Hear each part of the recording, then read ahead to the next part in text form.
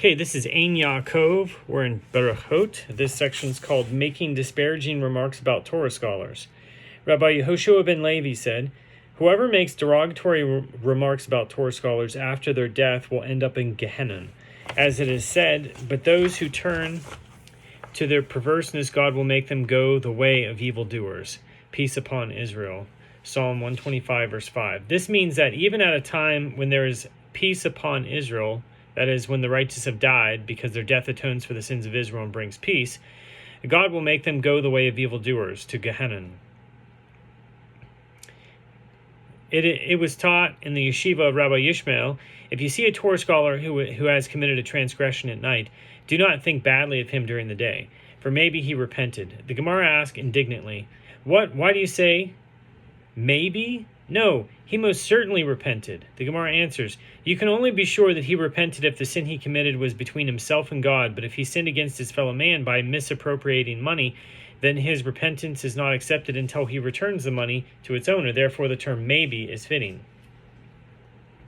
Rabbi Yehoshua ben Levi further said, in 24 cases, the Beit Din would excommunicate a person for offending a rabbi. They're all recorded in the Mishnah. Rabbi Elazar asked him, where in the Mishnah? He replied to them, look for them and you'll find them. Rabbi Elazar searched and found 3 cases. One case about a person who made derogatory remarks about a Torah scholar after his death, another about a person who sneered at the washing of the hands, and a third about a person who spoke to God with too much familiarity. What was the case in the Mishnah where a person was excommunicated for making a derogatory remark about deceased Torah scholars? As we have learned, a sota is made to drink the curse-bearing waters. Akavia ben Mahalalel used to say, the water of the sota is given neither to a convert nor to a freed female slave. The sages disagree and say that it is. The sages said to Akavia, there is the case of a certain Karkamit, a freed female slave in Jerusalem, who was made to drink the curse-bearing water by Shemaiah and Avtalion. Akavia replied, they gave her the water because she was like them. They were descendants of Sennacherib. So Shemaiah and Avtalion were both converts who descended from Sennacherib or Sennacherib, one of the military leaders who came up against Israel to fight and besiege Jerusalem. But anyway, continuing, they were descendants of Sennacherib, thus from a family of converts.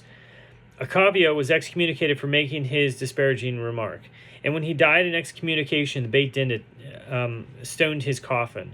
The Gemara asks, what is the case where a person was excommunicated for sneering at the washing of the hands? The Gemara answers, we learned in a Mishnah, Rabbi Yehuda said, heaven forbid that we should say that Akavia ben Mahalalel was excommunicated, for the doors of the court of the Beit HaMikdash did not close on anyone in Israel who could equal Akavia ben Mahalalel in wisdom, purity, and piety. In other words, he was a saintly person. So, who was in fact excommunicated? It was Elazar ben Hanoch, because he expressed doubt about the law of washing the hands before meals, and when he died, the Beit Din had a large stone placed on his coffin to teach you that if a person is excommunicated and dies in a state of excommunication, the Beit Din stones his coffin. It should be noted that, although the entire incident of Akavia ben Mahalalel was not true, and he was never excommunicated, the law still stands that one is excommunicated for denigrating a deceased Torah scholar. What is a case where a person was excommunicated for speaking to God with too much familiarity? The Gemara answers, we have learned in a Mishnah, Shimon ben Shattach sent a message to Honi Hamagel, the Honi the circle maker, because of the following incident. During a severe drought, the people came to Honi for help. He drew a circle on the ground and stood in the middle and prayed for rain, whereupon God sent a torrential cloudburst. And Honi said, this is not what I asked for. If this keeps up, the world would be inundated. Thereupon it started to drizzle. Honi said, this is not what I asked for either. At last, a normal, gentle rain began to fall.